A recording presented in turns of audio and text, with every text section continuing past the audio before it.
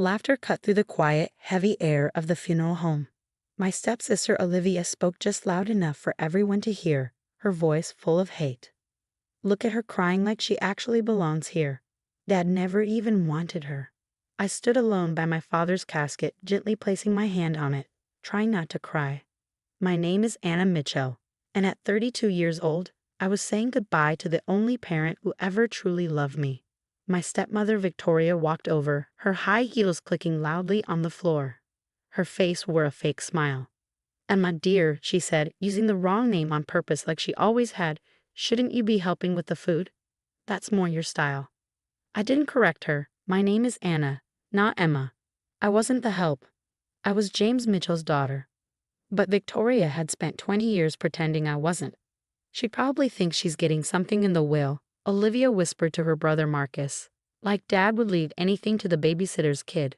That's what they called my mom, the babysitter. But she had been my dad's first love. They were married for 8 years before she died. I was their wanted plan child. Victoria and her kids never cared about that.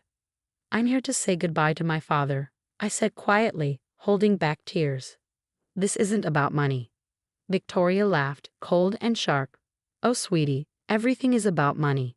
Why else do you think your father married me after your mother's little accident?" Her words hit me hard. Mom's car crash had shattered Dad and me. Then Victoria came in, acting like a kind neighbor. A year later, she and her kids moved into our house. Life was never the same. "Speaking of money," Marcus added, fixing his tie, "we should talk about the house. Olivia and I think it's time to sell. We'll be inheriting everything anyway." I looked at him and remembered when he first moved in at 13, asking me for help with homework. Now he was just like Victoria, cold, proud, and selfish. "The lawyer will be here soon," Victoria said, checking her gold watch. "He told me James gave clear instructions." Her tone made me uneasy. In the final months, when Dad was sick, she kept me away, saying he was too weak. My messages were ignored. My calls never returned. But I had one thing. A note. A small, worn piece of paper in my pocket. The last message Dad had passed to his nurse Sandra before Victoria fired her. "Tell Anna I love her. Tell her to be patient. Tell her to remember the lighthouse." The lighthouse. The place where we scattered Mom's ashes. Our special spot. We went there every year on her birthday, until Victoria stopped it, calling it too depressing. At noon, the lawyer, Mr. Patterson, walked in. His face looked serious as he placed his briefcase down. Victoria rushed to greet him, smiling like a perfect widow. "Shall we begin?" she asked sweetly. "The family is ready." He nodded, but his eyes found mine. He looked at me with something I couldn't quite name, maybe not pity, but something close. It made Victoria's smile falter. "Yes," he said, opening his briefcase. "Let's read James Mitchell's last will and testament." Olivia clutched Marcus's arm, excited. Victoria stood between them, one hand on each of their shoulders like they were a picture-perfect family. I stayed by the casket, holding Dad's note and his last words, "Be patient." Mr. Patterson cleared his throat. The room went quiet. I thought about all the years I was pushed aside, treated like I didn't belong. "Before I begin," he said, "I should mention this will was updated 3 months ago, with very specific instructions." Victoria's smile grew. "Yes, James was always very detailed." "Let's hear it." The lawyer pulled out a thick envelope with a seal on it. "Very well," he said. "But I must warn you, this may surprise some of you." Victoria's hands tightened on her children's shoulders. Her smile faded just a bit. And for the first time since Dad died, I felt a small spark of hope. "Let's begin," said Mr. Patterson, breaking the seal, "with the last wishes of James Mitchell." "First," Mr. Patterson said clearly, "I need to explain why this will was changed. 3 months ago, James Mitchell asked to meet with me in private because he was worried about what was happening around him." Victoria's face turned pale. "What private meeting?" "I handled all of James' appointments while he was sick." "Not this one," Mr. Patterson replied. "The meeting was arranged with the help of his nurse, Sandra, before she was suddenly let go." My heart jumped. Sandra, the nurse who gave me Dad's final note. She had done more than I realized. "During that meeting," Mr. Patterson went on, "Mr. Mitchell gave me many documents, private recordings, bank records, medical reports." Olivia frowned. What does any of that have to do with the will?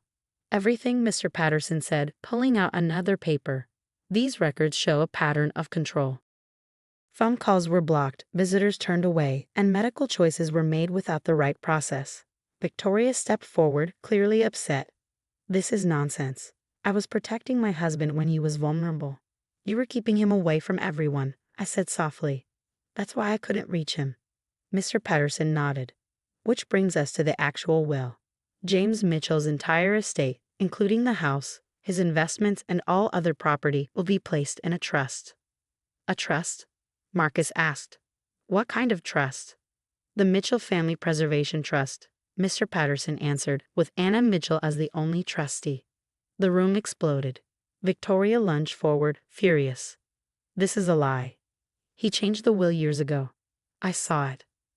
The paper you saw, Mr. Patterson said calmly, was not the real will. Mr. Mitchell believed his documents were being watched, so he created a fake one to throw you off. I remembered Dad's note. Be patient. He'd known what they were doing, and he found a way to outsmart them. The trust has clear rules, Mr. Patterson said, raising his voice over Victoria's yelling. The house can't be sold unless the trustee agrees. Everyone living there now can stay, but they must help pay for its care. Olivia laughed bitterly. You want us to pay rent? To her? Not rent, I said, finally understanding. A fair share, like a real family would. Mr. Patterson gave a small smile. Exactly. James wanted this to be a home for everyone, but only if you could live together like a true family. This is ridiculous, Victoria said sharply. We'll fight this. James wasn't thinking clearly. The will was signed in front of two doctors who said he was completely aware of what he was doing, Mr. Patterson said. And with all the evidence he gave us, I don't think a court will be on your side. I reached into my pocket and touched Dad's note again. The lighthouse. Mr. Patterson, I asked, did my dad leave anything about a certain place? He nodded and pulled out one last envelope. He said you'd ask about the lighthouse. This is for you. Open it there. Victoria's face went white. The lighthouse? What's there? I thought about the times, Dad, and I went there to remember Mom, to talk and be close. What had he left for me there? I guess I'll find out, I said, taking the envelope. I looked around the room as everything changed. Victoria and her children's plans were falling apart. Dad hadn't just protected me, he protected the idea of what our family used to be before they tried to erase it. His last words echoed in my head. Be patient. He hadn't just meant to wait, he meant that the truth would come out. As Mr. Patterson packed up his things, he glanced at his watch. The lighthouse closes at sunset, he said quietly. If you're going today? I nodded, holding the envelope tightly. Whatever Dad had left for me there, I knew it would matter. And I was ready. The lighthouse stood tall against the setting sun, its white walls painted orange by the fading light. I parked my car in the familiar gravel lot, the envelope from Mr. Patterson heavy in my hands. 20 years of memories washed over me, Mom's laughter, Dad's stories, the peace we'd found here before Victoria changed everything. With trembling fingers, I opened the envelope. Inside was a key and a letter in Dad's handwriting. My dearest Anna, if you're reading this, then everything has happened as I planned. The key opens the lighthouse keeper's office. I made arrangements with the Historical Society years ago. Look behind the blue painting of the harbor. I'm sorry for the pain you've endured. When I married Victoria, I thought I was doing the right thing, giving you a complete family. By the time I realized my mistake, she had already begun isolating us, using my grief over your mother to manipulate both of us. But I never stopped watching, never stopped planning. Every cruel word, every scheme, every attempt to push you away. I documented everything. The evidence is all there, behind that painting, along with something else. Something Victoria never knew existed. Your mother and I had a dream for you, long before she passed. We wanted to protect you, to ensure you'd always have a place to call home. The lighthouse wasn't just where we scattered our ashes, it was where we built your future. I love you, sweetheart. Never doubt that. Dad. I climbed the familiar steps to the office, my heart pounding. The key slid perfectly into the lock. Inside, the blue painting hung exactly where it always had, a constant through all my visits here. Behind it was a wall safe I'd never known existed. The combination was easy. My birthday, the same numbers Dad had used for everything important. Inside, I found a thick folder and a smaller envelope. The folder contained exactly what Dad had promised: years of documented evidence. Photos of Victoria tampering with our mail, recordings of her threatening the household staff, bank statements showing how she'd slowly siphoned away Dad's assets into private accounts. But it was the smaller envelope that made my hands shake. Inside was a deed and a partnership agreement dated 2 years before Mom's death. They had bought the lighthouse and the surrounding property through a private trust, converting it into a historical site with one condition: that their daughter would inherit the position of trustee on her 32nd birthday. I was now the owner of not just a family home, but a piece of history that had been mine all along. My phone buzzed. Victoria. I let it go to voicemail, already knowing what she'd say. Threats, demands, attempts to negotiate. But she had no power anymore. The evidence in this safe would ensure that. As the sun set, I walked out onto the lighthouse balcony, the same spot where we'd scattered Mom's ashes. The sea breeze carried the same salty sweetness it always had. And for the first time since Dad's death, I felt peace.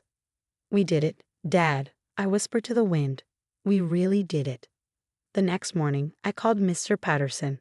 Within a week, Victoria, Olivia, and Marcus moved out of the family home, their dreams of easy inheritance shattered.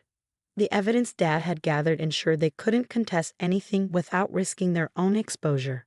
I turned the family home into a sanctuary for single parents transitioning through tough times, naming it after my mother. The lighthouse became a museum, sharing not just maritime history but stories of love, legacy, and justice. Sometimes, on quiet evenings, I climb to the lighthouse balcony and think about patience. Dad taught me that justice doesn't always come quickly, but it does come to those who hold on to their truth and never let go of love. Victoria and her children eventually moved to another state, their perfectly crafted facade crumbling under the weight of their exposed lies. But the story people tell now isn't about their cruelty or defeat. It's about a father's love, strong enough to reach beyond death and right the wrongs of years past. The lighthouse still stands, its beam cutting through the darkest nights, guiding ships to safe harbor. Just like Dad's love had guided me through my darkest times, leading me home to the truth that had been waiting here all along. And on my mom's birthday each year, I scatter flowers from the balcony, knowing that somewhere, both my parents are watching, proud of the daughter who learned to be patient, to be strong, and to believe in the power of a love that never dies.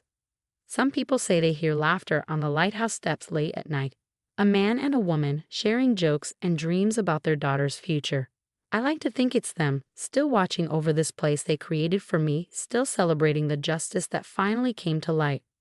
In the end, it wasn't just about winning or losing an inheritance.